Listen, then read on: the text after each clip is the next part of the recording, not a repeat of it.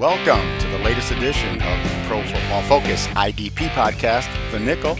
I am once again your host, Walton Spurlin, and so happy to be joined by my astute colleague at Pro Football Focus and someone whom I've come to consider my IDP brother from another mother, Mr. Ross Miles. Thank you, Wally. A pleasure as always to be joining you on the show. Looking forward to talking through what is one of the biggest weeks in the fantasy football season. It's not the biggest. It should be the final for most people. If they haven't got, two-legged finals might have started last week. But yeah, this is the money zone, Wally. So we need to be on it today. That's it. We need to bring the A game. And not that we don't try every week, but of course we will step it up this week. As Ross mentioned, it is championship weekend in most fantasy football leagues. There are some out there that combine week 16 and 17 as their final championship determiner, if you will. And we, of course, will do a show next week to help folks out in week 17. But right now, let's take a look at some news and notes and look back at week 15 and look ahead at week 16. So, Ross, let's start out with a situation in New York that seems to have been bubbling all season long and may have finally come to a head. And that's the situation concerning New York Jets defensive end Muhammad Wilkerson. It's really getting ugly there. It is. So, right, basically, 2 weeks ago, week 14, he was benched for the first quarter, and then he didn't even get on the plane in week 15. And this is all stemming from what's reported him regularly showing up late to team meetings and sometimes just missing them altogether. So, Wilkerson is potentially on the way out in New York. Yeah, it looks like this is, like I said, this situation's been going on for quite a while, and the Jets have had their fill of it. And it'll be surprising if he plays in the final 2 weeks. But let's move on to a situation that might determine if the Jets are forced to use Wilkerson or not, and that's because his teammate, defensive end, let's go ahead and talk about Leonard Williams, who's in the concussion protocol. And as we've seen, it's pretty tough to get through it in just 1 week. So what do we make of the Williams situation, and does it pertain at all to what they might do with Wilkerson this week? Well, I feel pretty much like Wilkerson is done in New York. Well, all signs are suggesting he's not going to play in these final 2 weeks. I mean, the problem with Wilkerson is that he signed a huge deal back in 2016. So it's all, trying to work out whether he's just got paid and he's mailing it in, or there's a bigger issue. But my impression is that he's either going to get traded or released. But then we turn to Williams, and we've been bitten a couple of times in the last few weeks with concussions. So I think we definitely, especially in this week, you really want to exercise caution. If you're a Williams owner, I think you definitely need to look elsewhere. And until we hear him actually declared cleared and on the field come Sunday, you've got to keep him out of the lineup. And again, I think you want to think twice about starting him full stop. I mean, when we first got excited about what the Jets were doing on their defensive line, there was 3 big names: Sheldon Richardson, Muhammad Wilkerson, and Leonard Williams being added to the mix. But we're now down to 1, Leonard Williams. So even if he is on the field, it isn't quite the he's going to get much more attention, which means it's not as easy to produce points. Right, and at this crucial time of the year, you definitely want to have players, 1, that are going to play, and 2, that probably won't face the double teams that Williams will. And that dream defensive line didn't really work out for the Jets the way they'd hope, obviously with Richardson now in Seattle. And that's a nice segue to Seattle, where middle linebacker Bobby Wagner, after not practicing at all last week, did suit up for the game and reportedly has avoided any setbacks in that blowout loss to your Rams. Congratulations, Ross. But he didn't look, I think it's safe to say, like vintage Bobby Wagner. What can we expect from Wagner? Yeah, thanks. It was an absolute massacre, a good old beatdown from the word get-go, really. Thoroughly enjoyed. I mean, no game really never really seemed in danger as a Rams fan, so I got to sit there and smile and have a beer or two all the way through, which was nice. But as for Wagner, you could definitely see it wasn't his usual self. I think it was the 50-plus yard touchdown run by Gurley. Wagner potentially could have had the angle, but you could just see he was holding back. He just couldn't get there. He just looked slower than the Wagner that normally goes from sideline to sideline. So he, like you said, he didn't have a setback, but the problem was that they were getting smashed, so they just kept him off the field to let him heal up as much as possible. So he only played 46 of 68 snaps, which, if you're a Wagner owner, with the combination of him being slowed and not getting his full complement, was not what you wanted last week. But again, this has actually caused tension in the locker room because I believe Earl Thomas spoke out against Wagner. Yeah, he mentioned after the game that he thought perhaps Wagner shouldn't have played, just that he wasn't ready to go, and that it's something that you mentioned, that he didn't show the sideline to sideline speed or the ability due to the injury, to show the speed that we've become accustomed to with Wagner. And so Thomas made a comment of that, and Wagner took offense at that. I think he said along the lines of "keep my name out of your mouth," along those lines, or tweeted. But the Seahawks, they're one of those teams that seem to sometimes thrive on this. I mean, in their Super Bowl week, wasn't one of the wide receivers punched Golden Tate? I forget his name, Percy Harvin, I believe. So this is a team that can overcome internal squabbles, but I just don't know if they can overcome all the injuries to that defense. Yeah, it's going to be tough. I mean, obviously the Rams had the 2-game lead, so they're in the driving seat. Can the Seahawks make a wild card game? But turning back to the fantasy angle here, I think that Wagner didn't have a setback, and he is expected to play next week. I would want to monitor practice reports. I'm not expecting him to practice like last week, but it's almost certain he's going to be on the field. Is it going to be 100% Bobby Wagner? Certainly not. But even an 80% Bobby Wagner is probably better than many of the options you're going to be seeing there on the waiver wire at this time of the year. So you're going to probably have to roll with Wagner. Just keep an eye on it just in case. But the Seahawks do need to win these games. They need to win both games if they want to have a chance of making the playoffs. So Wagner should well be involved. And he's obviously being slow and exploited. The Cowboys are going to see that, and they're probably going to try and run in his direction a little bit. Right, and I believe, don't the Cowboys get Zeke Elliott back this week? So that could be a tough matchup there for Wagner. He couldn't keep up with Gurley, and probably a fresh Zeke is going to be a little bit hard to wrangle down as well. Boy, the linebacker position, Ross, it's taken so many hits, especially at the fantasy playoff time of year. We're about to talk about another linebacker he's out for this week for sure, and probably out for the rest of the year, and that's Denzel Perryman of the Los Angeles Chargers. Yeah, Perryman had come back and grabbed the role we expected him to play from the get-go, but I think what we want to focus on here is Jatavis Brown. Now, Jatavis Brown had a lot of promise early in the season. I think I probably went as far as to name him an LB1 for the rest of the year because he was that impressive, as in his fantasy production. It wasn't necessary to say he was quite the same level as an actual NFL player when on the field. He struggled against the run a little bit. But if he's in the lineup, do you think he's got fantasy value this week? Boy, you know what? I am torn on that, and it's tough. The Chargers have done so many different things with the linebacker position. They said early on, Jatavis Brown was in there. Yeah, looked locked in as an LB1.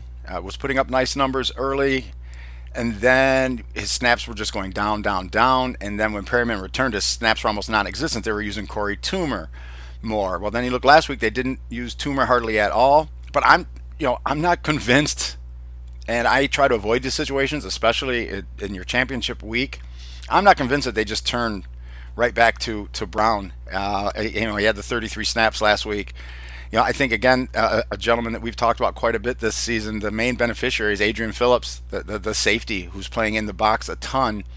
And again, like I said, I just don't trust the situation. I don't think the Chargers have shown us that they're willing to just turn it back over to Brown. Maybe they will, but I don't like to rely on maybes when I'm heading into my championship week. Sure. Okay, how about I've got a hypothetical for you then. We know Jatavis Brown's going to play and he's going to start. Would you play him over Bobby Wagner if you had them both on your roster this week?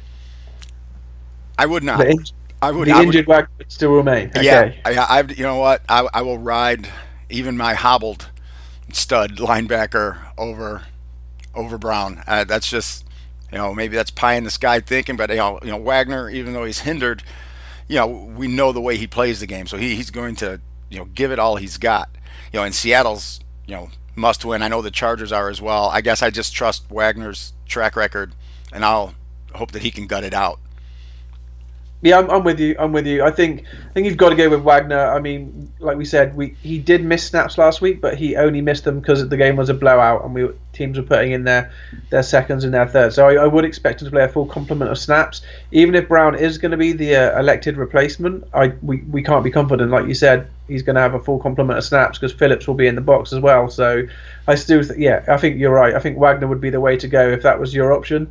So Brown sounds like he's a plus side, and I'm not saying you wouldn't want to pick him up. He is an intriguing play this week, but I still think an injured Wagner is a better option as well.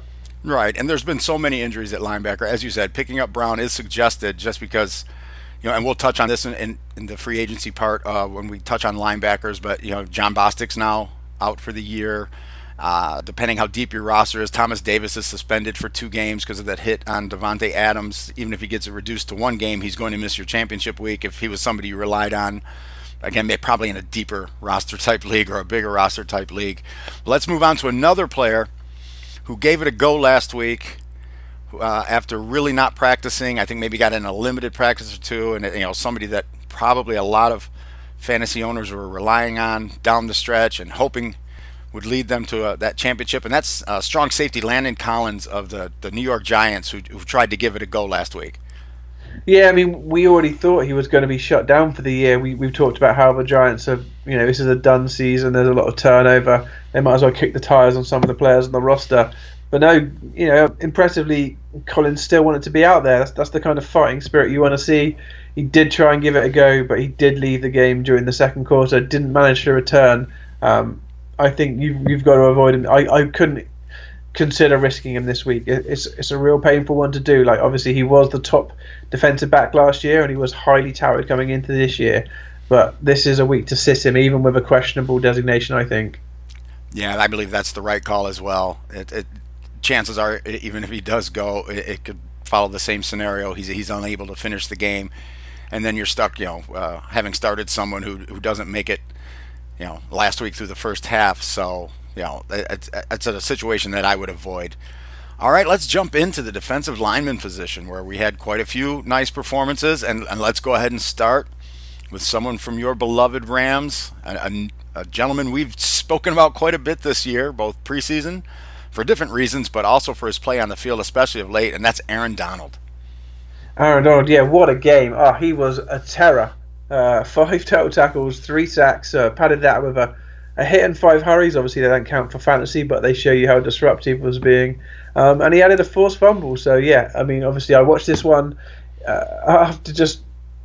he was just tearing it up. He was just everywhere where he needed to be, having his usual dominant game, got a huge grade. I had a quick look through, the PFF gradings and just seeing where he ranked, and he's well clear. And I'd imagine PFF will have a strong consideration on him when it comes to player of the season. Whether he'll be able to potentially usurp Bobby Wagner, who seems to have one hand, I think, on defensive player of the year. Is Donald going to give him a run for his money? I think. I don't know. It's been a season of 2 halves really for Donald. Only 1 sack in the first 5 games, and that came off the back of a holdout when he missed the first game of the year. But now he's had 10 sacks in the last 9. So again, recency is there's a bias towards recency when it comes to these MVP MVP Defensive Player of the Year awards. So maybe Donald's rise to form at the end here is going to bode him well. Right. The "What have you done for me lately" rule there, and and it's sort of an adage they use in boxing too.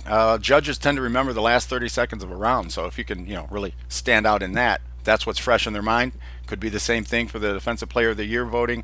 Somebody who's probably going to get a few votes. I'm going to move over to somebody we touted in the preseason, and he certainly lived up to expectations, and that is Calais Campbell of the Jacksonville Jaguars. 2 more sacks last week.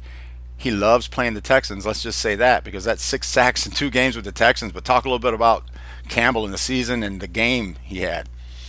Yeah, another an absolute monster, like you say. 2 sacks took his total to 14.5 in the year. I mean, this is a player we said had never reached double-digit sacks before. I mean, that was just being a 3-4 end in the system there in Arizona. But he is absolutely flourishing here in Jacksonville. Added 5 tackles to that score as well, and that's been a hallmark of his game throughout the years. Is decent tackle numbers as well as that moderate sack production, but he has turned it into overdrive. I would say that if I was choosing my IDP from a fantasy perspective, player of the year, I think Campbell would have a very good shot at that. Considering he's a player who's been around for such a long time and in the same tier and always been dependable and relied upon, the fact he's taken his game to a different level with this change, he would have really rewarded some owners and made some people win, I would imagine. So I think he might be my favourite for fantasy IDP MVP of the season. Yeah, that's a great point, and perhaps we'll have a end of the year wrap up show where we hand out some awards such as that, and that'll be a name to keep in mind if we can put that show together. And putting a show together pretty nicely last week was Ndamukong Suh, who had some pretty nice tackle numbers. He did. I did saw his name in the box score with 7 total tackles only, but he was ranking right up there on fantasy points. So dug a little bit deeper. There was 3 tackles for loss thrown in. And, in our scoring system, the one we push here at PFF when it comes to IDP leagues, that's the same as a sack. So great game for him. Yep, not such a great game for the Dolphins, but Suh, yeah, he's come on a bit of late after there was some talk that the Dolphins were thinking of moving on from him. Youngster DeForest Buckner, I believe 7 solos on his way to 9 total tackles last week, and that's a very nice week as the 49ers are showing a little bit of life late in the season. Yeah, they are. Buckner's just been a bit of a monster all year. He is a must-own in defensive tackle leagues, and I think even in leagues where you bind the tackles with the ends, I think he's still got value to play. 9 tackles from a defensive lineman is pretty unheard of. That's like getting 15, 18 tackles from a linebacker. So yeah, hat tip to Buckner for last week. Yeah, that stat line definitely jumped off the page at me as well, and you love to see those tackle totals from a defensive lineman. We'll touch right here on Khalil Mack. And as I like to say, it was just Khalil Mack being Khalil Mack again. Yeah, productive, even in a performance when Oakland weren't particularly great. Mack slapped on 2 sacks and 6 tackles on this season. Maybe hasn't quite lived up to some of the lofty expectations. Maybe some people thought he could have a run at, sack leader, but hasn't quite got there. But he's still turning in decent performances when the opportunity arises. Right, yeah, I believe that Oakland defense in general has sort of underperformed, obviously leading to the ouster of Ken Norton Jr. there as the coordinator. But Mac still, we'll take those 2 sacks, we'll take those total number. Excuse me, folks. And so, yeah, again, Mac, you start him every week. Now, this next name, because it's going to segue us right into the waiver wire, is Anthony Lanier. I believe that's how you pronounce it, of the Washington Redskins, and a little known name that's been doing some big time performing. Yeah, I often watched Red Zone, and his name just kept on getting. I kept on hearing his name every time. Every time the Redskins defense were there, he was doing something. And yeah, I dug a bit deeper. 5 sacks since week 11. This guy had 2 sacks last week. What was his first game as a starter? So considering he's been putting up some performance from a few weeks, he's crept quite nicely under the radar. I think part of his issue was until last week he'd been playing only about 40% of the snaps. But first game as a starter, he played over 60%. So that's 50% extra in the time he's on the field, and he did turn that into a couple of sacks, as we've said. On that basis alone, I think he's going to start next week, and he may well want to get another one on there. Yeah, look, we have Stephen Tuitt of the Pittsburgh Steelers, and he's someone that Ross is high on this week on the waiver wire due to a couple of reasons. Well, there's one large reason, and that's he's playing against the Texans, unless you're counting both tackles as being that poor. But yeah, no, Stephen Tuitt, I mean, I feel like this one's a little bit out there. He actually scored 0 last week, and he hasn't really produced the sacks we would perhaps hoped from him. I know he's again in a 3-4 system. He's more of a tackle guy, but recommending someone as your first waiver wire pickup after a 0 last week. I'm just playing matchups here. Week 16 is the championship game. It's all well and good being the top scoring player in fantasy, but if your matchup sucks and you don't have a good week, that doesn't help you. This guy has an excellent matchup. So if you're really struggling, it's unlikely someone's going to try and grab him. Again, 0 last week, excellent matchup this week. Take a risk and go and grab him. Yeah, go big or go home. As Ross just mentioned, that's someone you want to not only pick up, but yeah, put him in your lineup.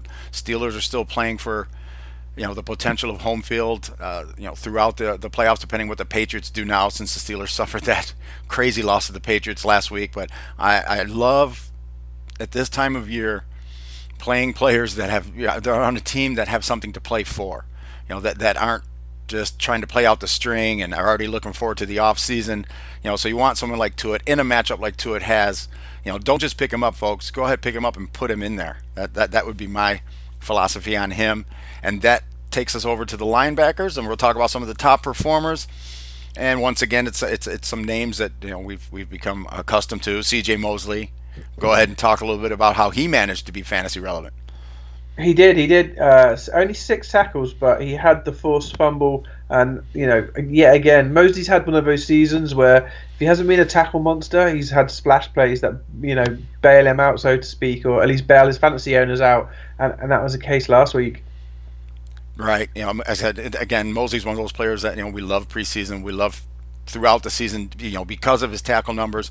But then, as Ross pointed out, even when the tackle numbers are low, he also has the big play potential and ability to bail out a week, with the big play. So, all around great IDP option, and proves why again. And Eric Kendricks, he of the Vikings, had himself a pretty nice week last week with one especially big play. He did. He had a pick 6, and that's always great for your fantasy value. Your owners love that one. That'll be a pat on the back in the big week as well, the fantasy semi-finals. He padded that with 5 tackles, only 1 for a loss, but he's been on a little bit of a hot streak over his last 3 games. So on top of his interception, he's had 24 total tackles and 2 pass breakups. So Kendricks is a player who's coming into form at the right time. Yeah, and we'll talk a little bit about Nigel Bradham, but I'll keep it in the Kendricks family here. Bradham's, he had a very nice week. We're going to speak about that, but so did his battery mate, Michael Kendricks, in a juicy matchup with the Giants. First, let's talk a bit about Nigel Bradham. Yeah, Bradham, only his second double-digit tackle game of the year, but it's the right time of the year to have one. He had 11 tackles last week, racking up some points. Yeah, I'm going to go ahead and give myself a quick pat on the back for listing him in my sit article last week as a start. Again, wholly due to the matchup with the Giants. And again, just a quick shout out to Michael Kendricks. He also, I believe, put up top 10 numbers. Again, because the Giants are just handing out points to linebackers. But so it was a good week to be a linebacker with the last name Kendricks. And also, once again, a very good week to be named Wesley Woodyard. Yeah, Woodyard's again another name who's popped up a little bit. The seasoned vet. He's 10 total tackles last week. Only 7 was solo, but that's a decent number. Padded with a sack. Considering a guy in the twilight of his career, perhaps he's 116 total tackles this year, and he's got 2 games to go, and that's only 1 short of his career best. So yeah, Woodyard, fantasy comeback player of the year, perhaps for IDP purposes. Who knows? Again, perhaps we'll have a season-ending show. We call that a teaser, folks. And well, Christian Kirksey, he of the Cleveland Browns and their multitude of linebackers, it was his week to shine. It was for the 5th time of the year he broke the 10 tackle barrier and had 13 last week. He's really been a bit of a monster all year, but I think it'd be a tough choice between him and Schobert next year. I don't know which way you would lean if on draft day next season between the two. Oh, I know. Hey, at least we have the off season to deal with that. But yeah, that's going to be very interesting. It's as my mind works towards preseason rankings next year already, because this one's going down. That's going to be a tough one to figure out. And another blast from the past, who we've sort of been waiting for. This kind of explosive week from Quan Alexander. He may be the last man standing at linebacker for the Tampa Bay Buccaneers. Yeah, it certainly helps if Lavonte David's not on the field. But 13 total tackles last week comes off the back of 12 the previous week, and that's the first time this year he's actually had double-digit tackle games back-to-back. So, again, Alexander's someone we probably thought highly of at the start of the year, and many people did. Maybe hasn't quite delivered, but this is the time of the year when people earn paychecks at fantasy football, and Alexander's doing so as well. Right, and I believe he's a name that's got to be in your starting lineup next week, even if David plays. I believe it's a hamstring that David's dealing with. So, We kind of touched on Wagner and the effectiveness when you're dealing with that type of injury. So I see another big week for Quan. He seems to be hitting his stride right at the time that his fantasy owners, want him to. And let's jump over to the waiver wire. A couple of interesting names here. Let's start out in the city by the bay. Yeah. Okay. So I would love it to be true that Reuben Foster was available for you in your waiver wire. I find that really hard to believe. The guy's been excellent since he's stepped onto the field and got healthy. But if for some reason he's going to be a monster this week because the Niners have the best possible matchup for linebackers, and that's the Jags. So assuming he isn't available, you're going to want to turn your attention to his partner in crime, Brock Croyle. Now, this is a guy who has been starting for multiple weeks now, only averaging 5.3 tackles a game, hence he's still on the waiver wire. But again, this is week 16. We don't care about what you have done, we care about what you do this week. And this week, he's got the best possible matchup. And I think that even if you're picking him up, if you're in a dire spot, you should consider starting him. That's the excellent advice on the waiver wire that folks have come to expect from Ross Miles. And hopefully you've already checked out his article this week at Pro Football Focus. I know I have. Brock was in there. I'm running to the waiver wire, folks. And this next gentleman, again, I like to use the phrase last man standing. And basically, that's the situation for Antonio Morrison of the Indianapolis Colts. Indeed. John Bostic, the Indianapolis Colt, is hurt. And with him out, Morrison's cashing in. 12 total tackles last week. And he's going to double down.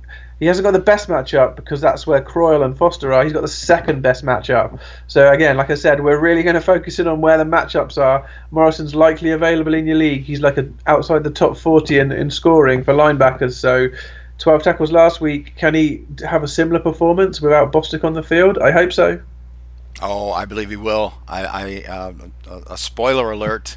In my start-sit article, there might be a gentleman by the name Antonio Morrison as a potential start this week. Again, due to what Ross is talking about, the matchup.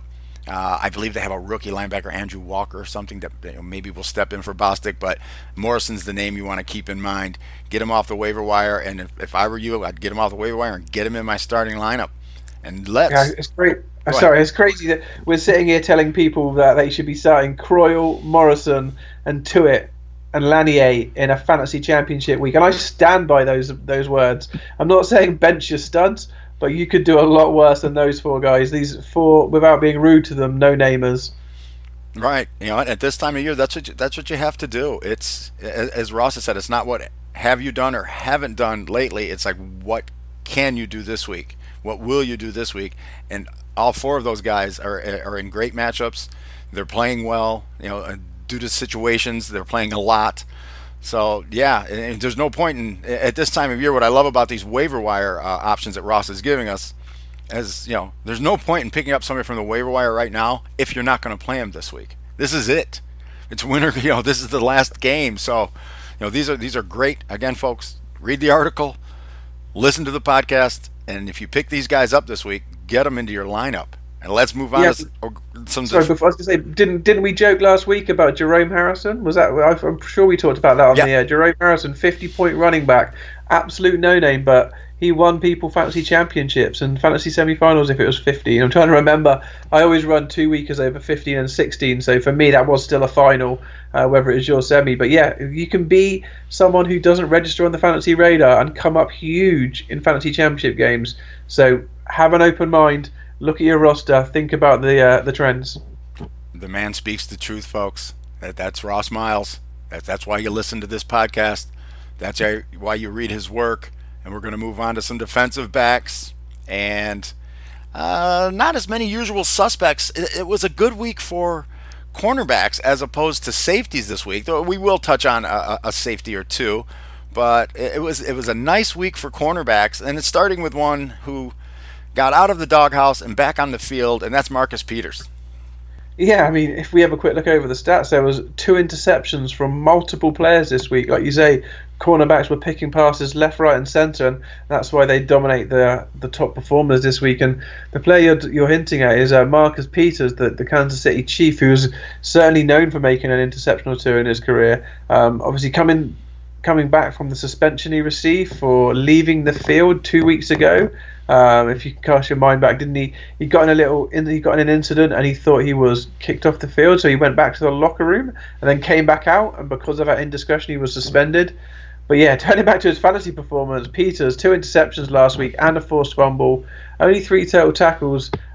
If you play in a cornerback required league, Peters is the kind of player that could have started for you. I doubt in defensive back only leagues he would have been a play, because he is very big play dependent, but sometimes you can roll that way in cornerback required leagues.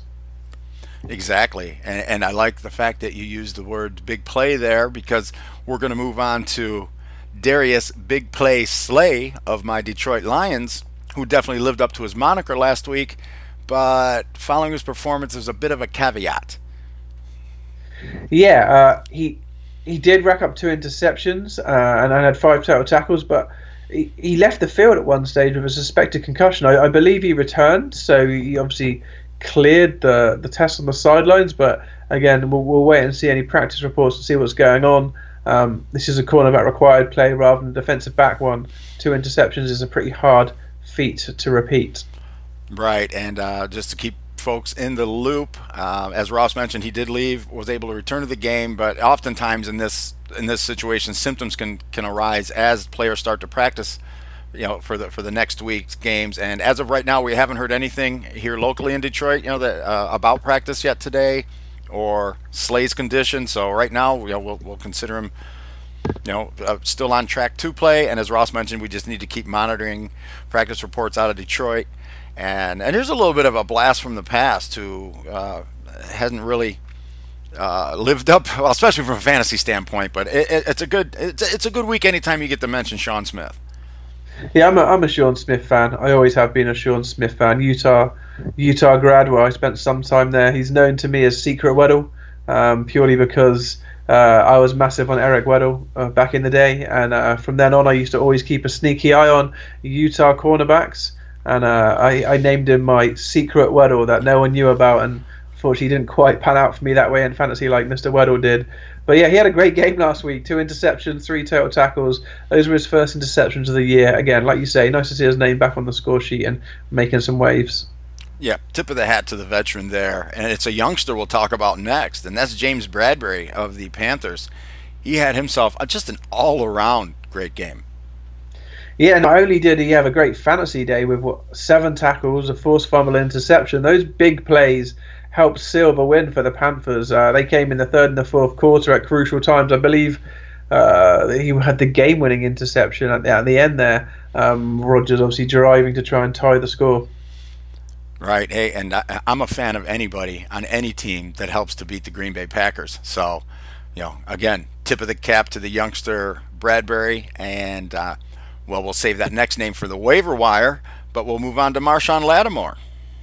Yep. Again, I wanted to give this guy was fringe towards top players, but it was good to see him actually having a bit more impact, because he has been an excellent player this entire season when on the field. 5 total tackles, 3 passes defense for Marshawn Lattimore of the Saints. I would say he's an outside shot for a defensive rookie of the year, quite potentially. His interception, which made his fantasy day, was a little bit meaningless. It came on the very last play of the game, but his fantasy owners won't be complaining. Oh, they won't at all. That's what you have there. That's a little gift from the fantasy gods for Lattimore owners. And again, we'll take it. We'll take it all the time. It doesn't matter when it happens, as long as it shows up on the stat sheet. And now let's move on to the waiver wire. And we'll start. Well, let's go ahead and start with the Cleveland Browns, where there's a couple of players that you'd like to talk about, and with the season they're having, we haven't talked a whole lot about the Browns other than their linebackers. So go ahead and touch on a couple of players you like on the waiver wire from Cleveland. Yeah, well, I guess it was a 1-week teaser when I said I couldn't list Derek Kindred as a waiver wire pickup as much as I wanted to. Well, this week we went fully for the matchups, and there was no option but to put these two guys in, Kindred and Peppers. The reason is, again, like we said, it's a superb matchup, and these guys are both going to be available because they haven't been excellent. They've middling players that have showed flashes of maybe some, they've had some DB2 scores at times, but never really looked at threatening the top 10, unfortunately. So it's tough to be really confident. But again, we're playing matchups. Just because you haven't been good doesn't mean you can't be good. Guns ahead, if I have to pick between the two, is tough. Kindred spends more time in the box than Peppers. 72% of run plays he's in the box versus Peppers 13%. But then Kindred misses a lot more tackles. Kindred's missed 11 versus Peppers' 5. So that kind of offsets things. I think if I was going to have to choose, I would go Kindred purely on situational usage. I'm saying he misses more tackles, but he is going to probably be in the position to make the plays more often than Peppers. So on that basis alone, I'm going to have to side with him. It's a tough one. I'm not saying these guys are going to post DB1 numbers this week. DB2 is probably as confident as I'm going to get with them. So, yeah, I said I didn't want to pick him. I said I didn't last week on the show, and here I am advocating him. But you got to do what you got to do to win at fantasy, and the matchup's there. That's it. You got to swing for the fences if you're looking for a home run, and they have a nice matchup at Chicago where you're going to get a steady diet of Jordan Howard. You've got the rookie quarterback that's prone to make mistakes. Maybe that's where Peppers comes in with a big play potential, things along those lines. I agree that I think Kindred is the name to go. And speaking of big plays and made against the Chicago Bears, that would be Quandre Diggs of my Detroit Lions. Waiver wire ad. Definitely, yeah. I mean, we talked about him as a top performer last week. We've been, like we said, 2 of the last 3 weeks we've been trying to solve this issue. We definitely know the answer. It's Quandre Diggs. He is the strong safety now for the Detroit Lions, and this is a double bonus if you play in cornerback required leagues. Diggs might have already been added because of his point scoring recently, but if he hasn't, wow, you've got a monster on your hands here. You should definitely be picking him up and playing him. I'd consider him a top 5 cornerback this week. He's had 10 tackles, 2 interceptions, a sack, and a forced fumble in his 2 weeks playing strong safety. Those are excellent numbers. I think you've got to gamble on him having something similar this week. Yeah, another nice matchup too. They're playing against a Bengals team. It's on the road for the Lions, but still, that with what's going on in Cincinnati and the way they looked last week, I think this could be another big day for Diggs. Not only again with we like the tackle totals. He's a little undersized, honestly, to be strong safety, but they're using him in multiple ways. They brought him on the blitz for sacks. He has a nose for the ball, having been a cornerback. Again, this will be an interesting situation to discuss heading into next season. I don't know if this is a long-term deal for the Lions or they're just making do with what they have for right now. But we don't care. We want what Quandre Diggs can do for us this week. And as Ross mentioned, I think he puts up big top 5 numbers as well. So that will take us to the matchups, which we've been touching on throughout the show. And let's talk about some edge rushers. And as we mentioned a little bit earlier on with Tuitt, we also like his teammate Cameron Hayward against the Texans.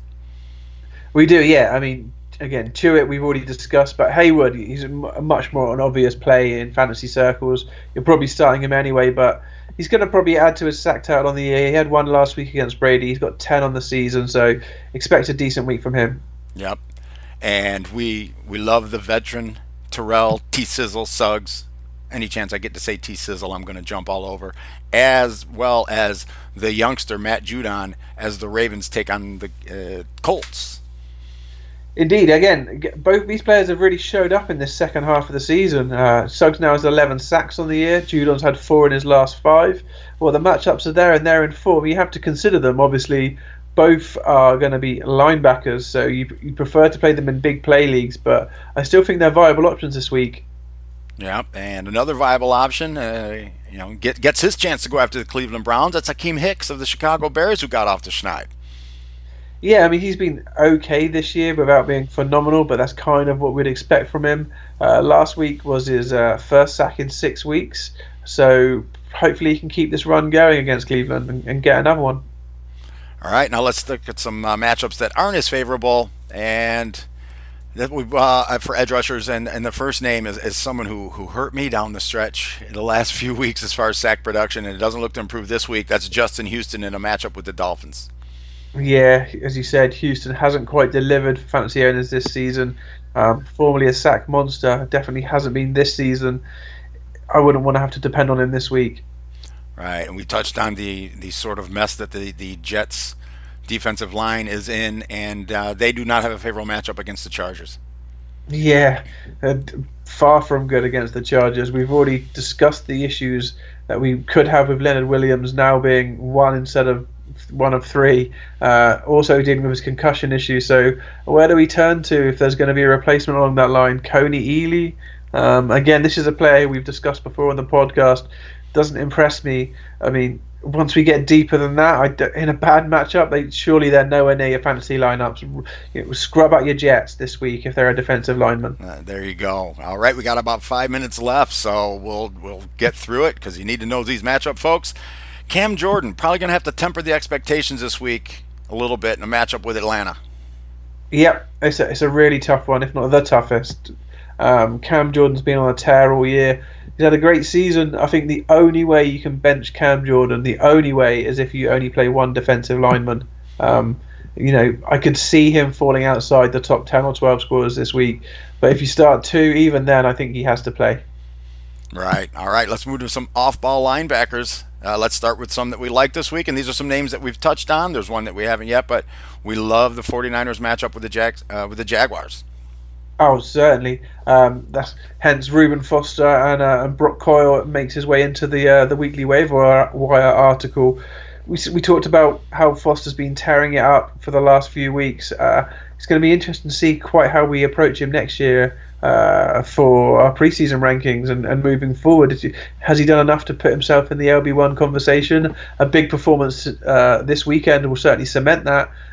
Croyle is not a long-term hold, but yeah, he's got a great matchup, and for that one reason, I think he deserves consideration for your Week 16 lineup. Right, and the next player we touched on in the waiver wire, and also about the matchup, Antonio Morrison of the Colts.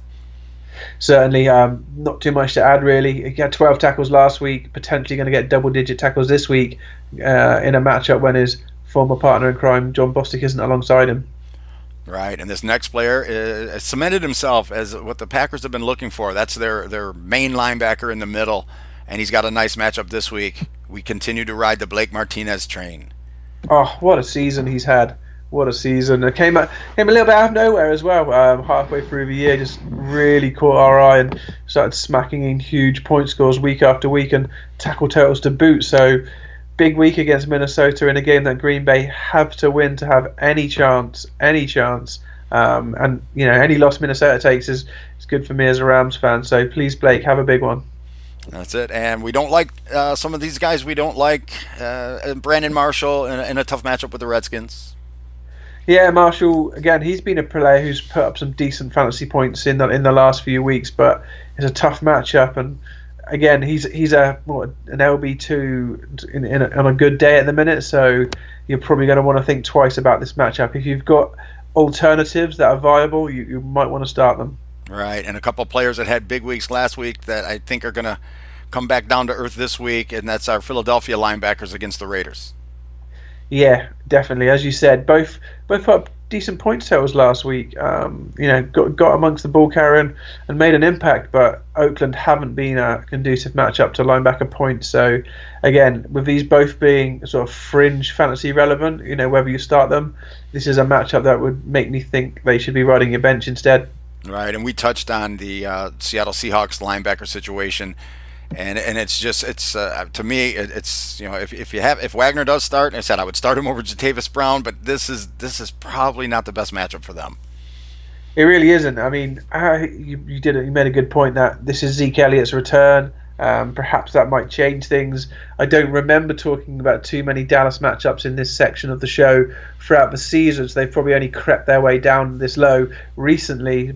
So, by the time Elliott carries the ball up the middle a few times, it might be a little bit better. But as we said, Wagner's a bit slowed, so you want to be considerate of whether you want him in the lineup. It was Will Hoyt who replaced him in the middle. I think it's Terrence Garvin who was KJ Wright's replacement. So if KJ Wright can't go and you try to delve deep and grab someone like Garvin, again, this matchup is mediocre at best. Right. Let's move on to some the defensive backs. They are all safeties. Let's talk about them. We like our safeties from the Bills against the Patriots and from the Browns against the Bears. Jordan Poyer is a player who's definitely deserves a mention. He's been a top 3 defensive back since week 9. He's really put up some big points this year, and he's got a plum matchup this week. So if Jordan Poyer has been powering you through your fantasy playoffs, you'll be glad to know you can depend on him again this week. If you need to dig a little bit deeper, Micah Hyde is worth a second look as well. And as we touched on earlier in the show, the Brown safeties, if you've got to do it, you've got to do it. Kindred over Peppers. There you have it, and we like Kurt Coleman in a matchup with the floundering Tampa Bay offense. Yeah, floundering indeed. Evans did not do me any favours down the stretch as a wide receiver. But yeah, Kurt Coleman, 10 total tackles last week. Fancy him to have a half-decent matchup again, a half-decent performance this week in a decent matchup. All right, and then we'll turn to some quickly. Oh, yeah, we've still got, we're just not even a minute over, so we've got time here, folks. We're going to tell you some safeties you may want to avoid this week, or at least temper your expectations for, and that's Carl Joseph and Reggie Nelson going against the Eagles. Yeah, Joseph hasn't had the best of seasons, and now he's got a terrible matchup to end the year. He hasn't had a single game with more than 10 total tackles, no double-digit games all season for a player we had kind of high hopes for. Really thought he'd push on properly and really firmly into the DB1s. And Reggie Nelson, he's only had 5 or 6 total tackles in each of the last 7 games, so muddling along, and I don't really fancy the veteran to be someone you want to rely on against Philadelphia this week. Right, and another big name who really hasn't been getting done lately, surprisingly, is Harrison Smith of the Vikings. Yeah, wow. When I was just, giving a bit of context on Smith's performance, it jumped off the page. Only 2.6 tackles per game over the last 5 games. The linebackers are eating it up, I guess. Just strange numbers from someone we've come to depend on.